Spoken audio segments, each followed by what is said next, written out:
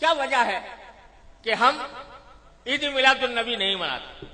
لیکن یوم پاکستان مناتے ہیں، آزادی پاکستان کا دن مناتے ہیں؟ تو میں اس کی وضاحت کرنا چاہتا ہوں کہ اس میں کوئی شک و شبہ نہیں ہے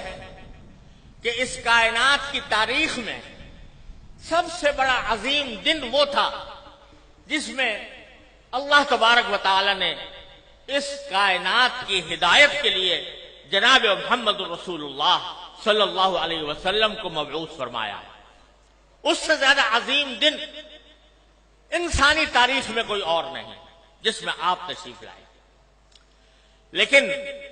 آپ ہی کی تعلیمات اور آپ ہی کی سنت اور آپ کے جانثار صحابہ کرام کی سنت یہ ہے کہ انہوں نے کبھی نبی کریم سرور عالم صلی اللہ علیہ وسلم کا دن نہیں منایا، اور اس لیے نہیں منایا کہ اللہ تبارک و تعالی نے رسول کریم صلی اللہ علیہ وسلم کو اس لیے مبعوث فرمایا تھا تاکہ آپ کی ہدایت کی روشنی سے یہ کائنات منور ہو اور لوگ آپ کی تعلیمات کی اتباع اور پیروی کریں۔ آپ کی ذات والا صفات وہ ہر قسم کی رسمی کارروائیوں سے کہیں بالاتر ہے، اور حضرات صحابہ کرام جو آپ کی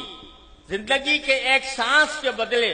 اپنی ساری زندگیاں نچھاور کر سکتے تھے، انہوں نے کبھی یہ دن نہیں منایا۔ جب انہوں نے جو کوئی چیز نہ منائی ہو اور انہوں نے اس سے اعتراض کیا ہو اور اس کے بجائے ساری زندگی اتباع سنت کی کوشش کی ہو، اس کو اگر ہم منانا شروع کریں تو دین کے اندر ایک اضافہ ہوگا، دین کے احکام میں ایک اضافہ ہوگا، اور دین کے کام میں کوئی اضافہ وہ بدعت کہلاتا ہے۔ من احدث فی امرنا ھذا فہو رد، تو وہ بدعت بن جاتا ہے کیونکہ وہ ایک مذہبی معاملہ ہے۔ عید میلاد النبی مذہبی تقریب کے طور پر منائی جاتی ہے، مذہبی عید کے طور پر، عید کا نام اس کا رکھا گیا ہے، اور وہ مذہبی تقریب ہے، اور مذہبی تقریب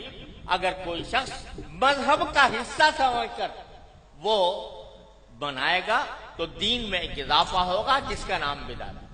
اس لیے ہمارے اکابر علماء کرام نے اس بنانے کا اہتمام نہیں کیا۔ جہاں تک یہ 14 اگست کا تعلق ہے، 14 اگست کے یوم آزادی کا تعلق ہے، یہ کوئی مذہبی تقریب نہیں ہے، یہ کوئی دینی اجتماع نہیں ہے، یہ دینی تقریب نہیں ہے،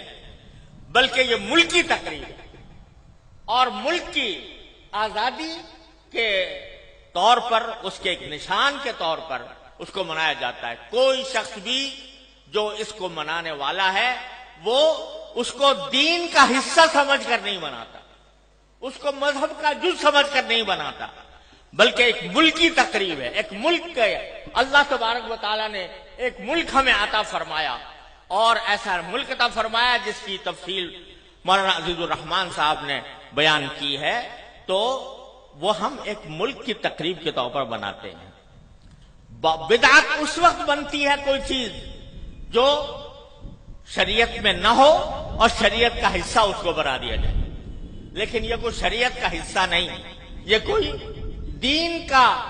کوئی دینی تقریب نہیں، دینی عید نہیں، دینی مذہب نہیں، دین کا کوئی مذہبی حصہ نہیں، لہذا یہ ایک ملکی تقریب ہے۔ اور یہ ایسا ہے جیسے کہ اگر کوئی شخص اپنے گھر کے اندر کسی اپنے گھر کی تعمیر ہوئی اور اس تعمیر کے اوپر کوئی اجتماع کرے، کوئی دعوت کرے، تو یہ کوئی مذہب کی تقریب نہیں ہے، کوئی دین کی تقریب نہیں ہے۔ اسی طریقے سے ہم یوم آزادی پاکستان کا اس لیے مناتے ہیں کہ اللہ تبارک و تعالیٰ نے اپنے فضل و کرم سے یہ نعمت ہمیں عطا فرمائی تھی، اور ملکی تقریب کے طور پر اس کو منایا جاتا ہے۔ دوسری بات یہ ہے